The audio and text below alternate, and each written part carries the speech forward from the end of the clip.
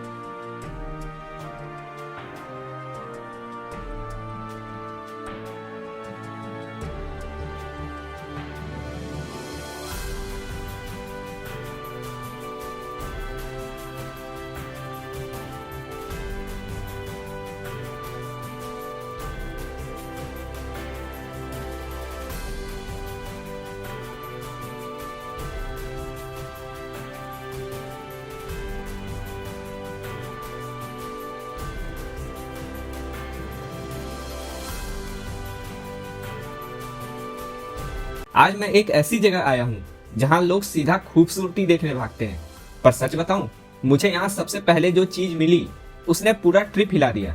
Gate पर पहुंचते ही लगा ये तो किसी ने बताया ही नहीं।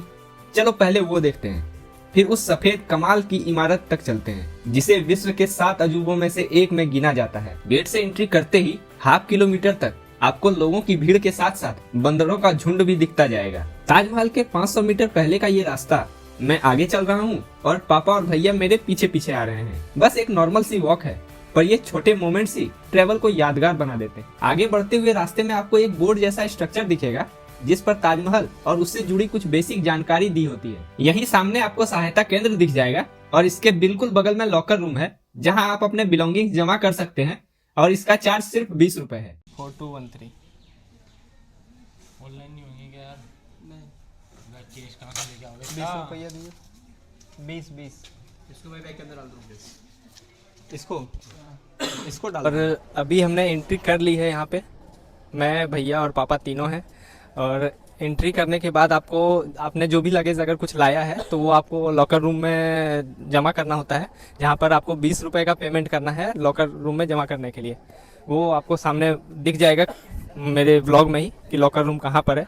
वहाँ पर मैंने अपना बैग जमा कर दिया है और अब हम निकल रहे हैं ताजमहल देखने के लिए। वहाँ का टिकट कैसे मिलेगा और क्या मिलेगा, ये सारी चीज़ों की जानकारी आपको इस ब्लॉग में देखने को मिल जाएगी। तो वीडियो को एंड तक जरूर देखना और बने रहना। बाकी बहुत सारे खूबसूरत दृश्य आपको इस ब्लॉग में देखने को जरूर मिलेंगे। ताजमहल के टिकट काउंटर पर जो भीड़ दिखी उसने तो मेरा दिमाग हिला दिया। लगा जैसे आज का पूरा दिन लाइन में खड़े खड़े ही खत्म हो जाएगा। फिर भैया ने तुरंत ऑनलाइन टिकट्स की बुकिंग कर दी और बस उस पूरी भीड़ को स्किप करके हम सीधे सिक्योरिटी चेक तक पहुंच गए। अगर आप भी ताजमहल विजिट करने आ रहे हो तो मेरी वाली गलती मत करना। अपने टाइम के अकॉर्डिंग टिकट्स ऑनलाइन बुक कर लेना, क्योंकि यहाँ नेट भी बड़ी मुश्किल से चलता है।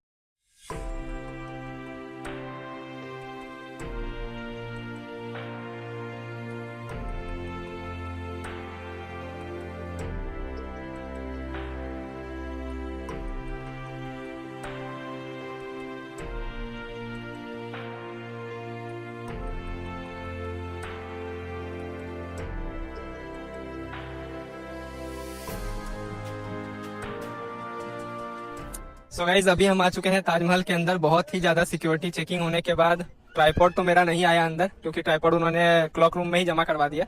बाकी चीजें लेकर मैं आया हूं अंदर और अभी आपको अंदर एक बहुत ही शानदार नजारा दिखाऊंगा। साइंस का ऑप्टिकल इल्यूजन का एक एग्जाम्पल आपको अभी देखने को मिलेगा, जो कि जब हम अंदर जाएंगे तो गेट से होते हुए ताजमहल जब दिखेगा तो आपको दूर जाता हुआ दिखेगा। ऐसा लगेगा कि ये हम लोगों से दूर जा रहा है, जबकि हम उसके पास पहुंचेंगे। तो ये एक ऑप्टिकल इल्यूजन का एक एग्जांपल है जो कि अभी आपको अंदर देखने को मिलेगा। तो चलते हैं अंदर और आपको दिखाते हैं। सो गाइस अभी हम जा रहे हैं अंदर की ओर और सारे लोग फोटोशूट में बिजी हैं। अब देख सकते हो बहुत ही ज्यादा भीड़ है और यहाँ से आपको एक झलक तो दिखी गई होगी ताजमहल की। और जिस ऑप्टिकल इल्यूजन के बारे में बात कर रहा था वो आपको अभी से समझ में आना स्टार्ट हो जाएगा। ये देखो, जितने नजदीक हम जा रहे हैं ऐसा देखने में लग रहा है कि ताजमहल हमसे उतना ही दूर जा रहा है। ताजमहल के पश्चिमी गेट से एंटर करने के बाद ये जो बड़ा दरवाजा दिखता है, इसे दरवाजा ए रोजा या बड़ा गेट भी कहते हैं। इस गेट को ऐसे डिजाइन किया गया है कि जैसे ही आप उसके अंदर से गुजरो, ताजमहल बिल्कुल परफेक्ट फ्रेम में नजर आए। और ये तो आपने देख ही लिया।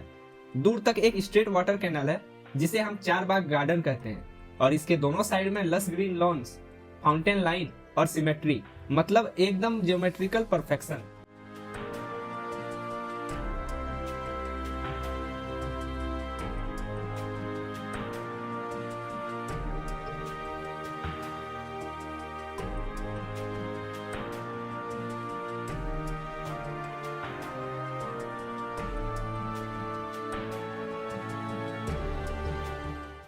तो अभी हम हैं दुनिया के 7 अजूबों में से एक ताजमहल के सामने, और इसकी कलाकृति और खूबसूरती का अंदाजा आप इस बात से लगा सकते हो कि यहाँ हर रोज लगभग 10 से 15 हजार पर्यटक घूमने आते हैं और देखने आते हैं। और अभी भी आप भीड़ देख सकते हो कितनी भयानक भीड़ चल रही है। मेरे जस्ट पीछे आपको दिख रहा होगा सफेद संगमरमर से बना ये खूबसूरत ताजमहल।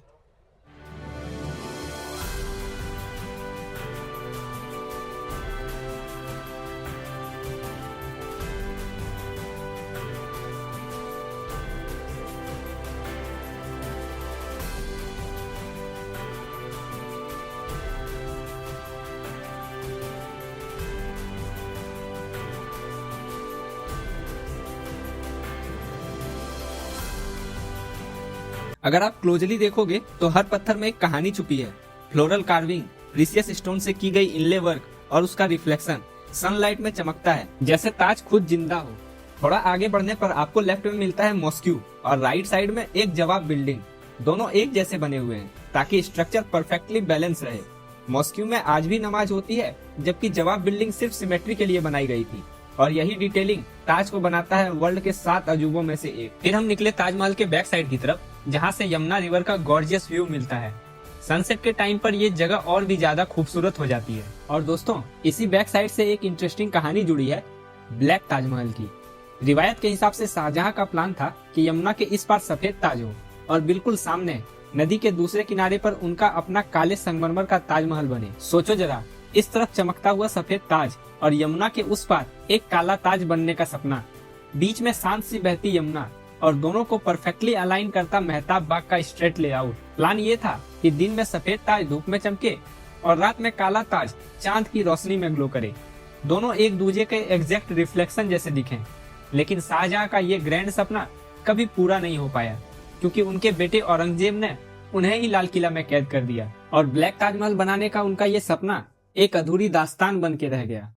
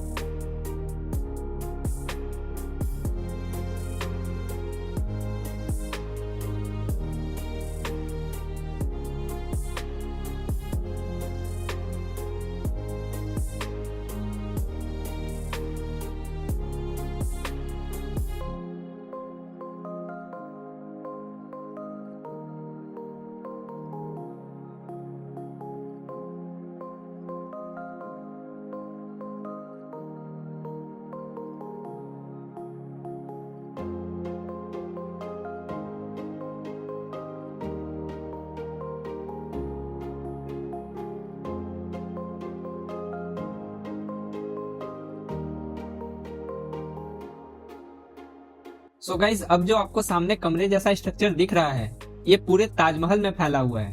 और ये वही जगह है जहाँ ताजमहल बनाने वाले कारीगर और मजदूर काम के बाद आराम किया करते थे। रिकॉर्ड्स के हिसाब से इस एरिया में लगभग 210 छोटे रूम्स बने हुए थे, जिसमें उनके सोने, खाने और टूल्स रखने की जगह होती थी। क्योंकि ताज बनाने में लगभग 20,000 से भी ज्यादा वर्कर्स जुड़े हुए थे, इसलिए ये क्वार्टर्स उनके डेली काम का बेस कैंप जैसा था और यहीं से उन कारीगरों ने वो फाइन कार्विंग और इनले वर्क किया जो ताजमहल को आज दुनिया में सबसे स्पेशल बनाता है। अब जैसे ही हम आगे बढ़ते हैं, मेन गेट के ऊपर आपको छोटे छोटे 22 गुंबद दिख जाएंगे। पहली नजर में ये सिर्फ डिजाइन लगते हैं, लेकिन इनका एक हिडन मीनिंग है। कहा जाता है कि ये 22 गुंबद ताजमहल को बनने में लगे 22 सालों का सिंबॉलिक रिमाइंडर है। एक एक गुंबद जैसे इस पूरे कंस्ट्रक्शन जर्नी का चैप्टर हो, शुरुआत से लेकर अंत तक।